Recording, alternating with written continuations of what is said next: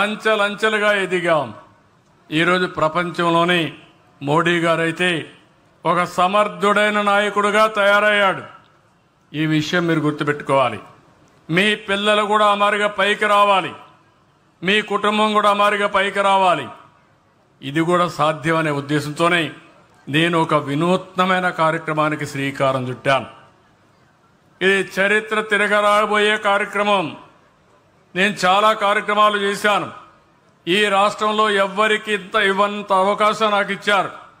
47 సంవత్సరాలుగా రాజకీయాల్లో ఉన్నా, 8 సార్లు ఎమ్మెల్యే అయ్యాను.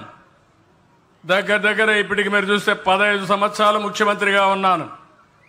నా రికార్డు తెలుగు రాష్ట్రాల్లో మళ్ళీ బ్రేక్ చేయాలంటే చాలా సమయం పడుతుంది. కానీ ఈరోజు నేను అనుకునేది చిరస్థాయిగా చరిత్రలో గుర్తుపెట్టుకునే విధంగా ఈరోజు ఈ కార్యక్రమాన్ని P4 తీసుకొచ్చాం. జీరో పావర్టీ, పేదవాళ్ళందరికీ సహాయం చేయాలి.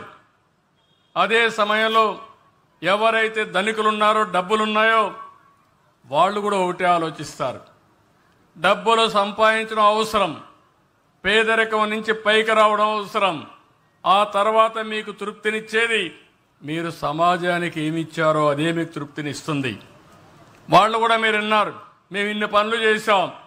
ఈరోజు మేము సమాజం కోసం కొన్ని కుటుంబాలని దత్తత తీసుకుని వాళ్ళ పైకి తీసుకొచ్చే వరకు కష్టపడతామని, మా కుటుంబ సభ్యులతో సమానంగా వారిని పైకి తీసుకొచ్చే బాధ్యత తీసుకుంటామని వారి యొక్క మీటింగ్లో చెప్పారు. అందుకే నేను వాళ్ళందరికీ అరకు కాఫీ ఇచ్చి శాలువలు కప్పి సన్మానించానంటే నా కోసరం కాదు, అది మీకోసరం అని చెప్పి మరొకసారి విజ్ఞప్తి చేస్తున్నా.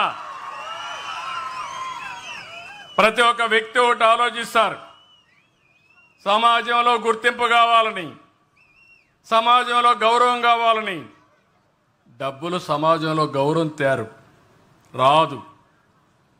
సమాజంలో గౌరవం వచ్చేది, సమాజం గుర్తించేది మీరు సమాజానికి ఏ పని చేస్తే సమాజానికి ఉపయోగపడతారో అప్పుడే గుర్తిస్తారు. నేను అవకాశం ఇస్తున్నా, ఒక ప్లాట్ఫామ్ క్రియేట్ చేశాను. ఇప్పుడే మిత్రుడు చెప్పాడు, నేను మొత్తం స్టడీ చేశాను, బ్రహ్మాండంగా ఉందని.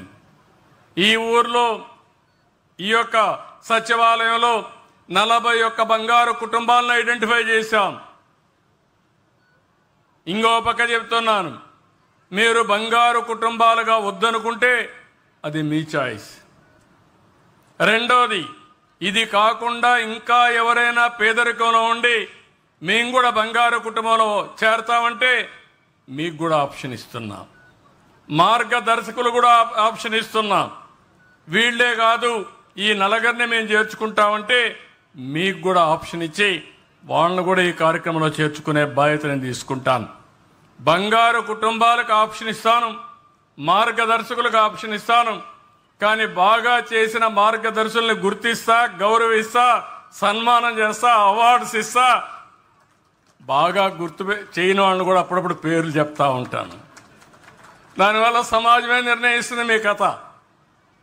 ఎందుకంటే సమాజం మీకు గుర్తింపు ఇచ్చినప్పుడు, అవకాశం ఇచ్చినప్పుడు తిరిగి సమాజానికి మీరు తిరిగి ఇవ్వాల్సిన బాధ్యత మీ మీద ఉంది.